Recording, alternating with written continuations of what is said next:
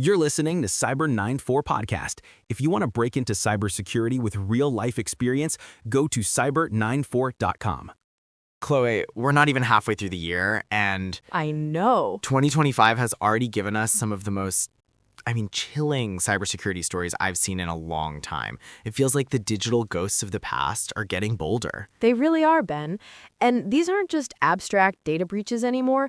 They're having real, tangible impacts on our daily lives.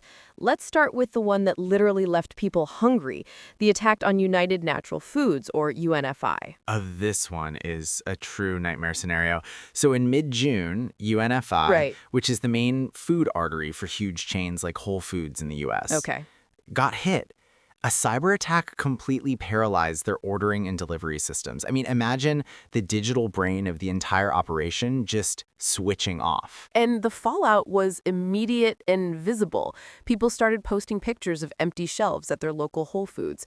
It wasn't a data leak you just read about, you know? No, this was real. It was a physical shortage they actually experienced.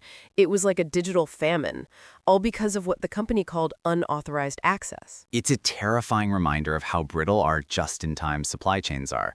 We think of food shortages as, something from history books. Yeah. But this show they can be triggered by a few malicious keystrokes. It reportedly cost UNFI up to $400 million in lost sales. Exactly.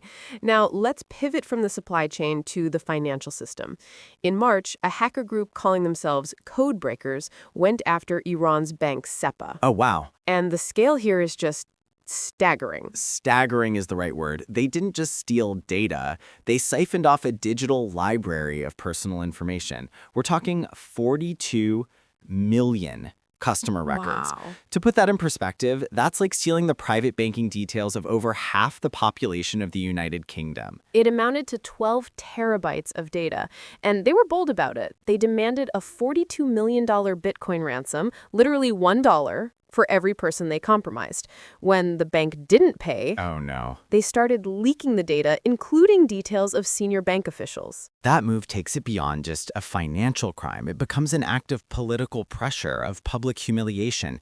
It's a huge demonstration of confidence from attackers, showing that Right. even a nation's core banking system is a viable target. It's profoundly unsettling, which brings us to our next story, Okay. which feels like something straight out of a spy thriller. In May, a messaging app called Telemessage was breached. And this isn't an app for sharing tat photos. It's a compliance messaging app. Exactly. I've used by officials in major U.S. government agencies, FEMA, Customs and Border Protection. Right. Even a former national security advisor was on it. Here's the spooky part. The hackers didn't get the content of the messages. They got the metadata. That means they know who was talking to whom, when and from where. Oh, wow. And in the world of intelligence, that's often more valuable than the message itself. Absolutely. It's like a detective not needing to hear the phone call. Right. Just seeing the record that the police chief made a 3 a.m. call to a known mob boss. That alone tells a story. This metadata could expose chains of command, secret contacts, ongoing operations. Everything. It's a counterintelligence catastrophe. And the irony is that this was an app meant to ensure secure, compliant communications. It became the weak link. It really forces a hard look at how much trust we put in third-party vendors with our most sensitive information. Speaking of weak links in critical software, let's talk about the SAP NetWare vulnerability. For anyone who doesn't know, SAP is the silent giant of the corporate world. It runs logistics, HR, finance, everything for a huge number of Fortune 500 companies and governments. And in April, a flaw was discovered in its NetWare platform. This wasn't just any bug. No. It was a zero-day vulnerability. That means hackers were actively using it before anyone, including SAP, knew it existed. It was like finding out that a master key for thousands of the world's most important buildings had been copied Oh my gosh. and was already in circulation. The flaw allowed what's called unauthenticated remote code execution. So in simple terms, a hacker from anywhere in the world could take control of a company's SAP system Right. without even needing a password. They were found quietly planting backdoors called web shells on hundreds of servers. The potential for damage was astronomical. They could have stolen data, sabotaged operations, you name it.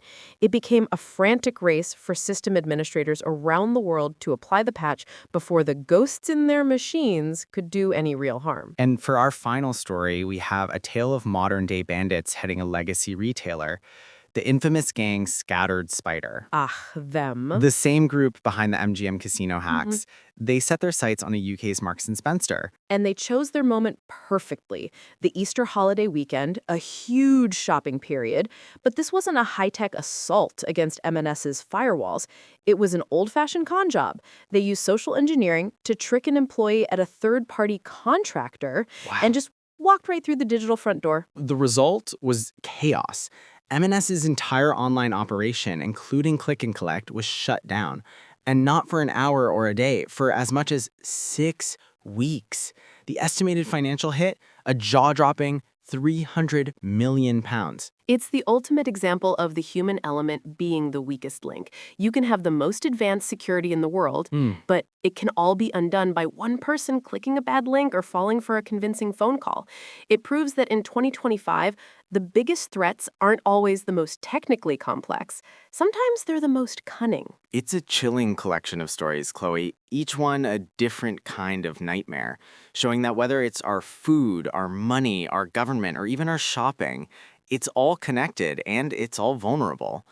Now, here's a question we'd like you to think about. As our world becomes more and more digitized, from our food supply to our national security, are we building a more efficient society or are we just building a more fragile one?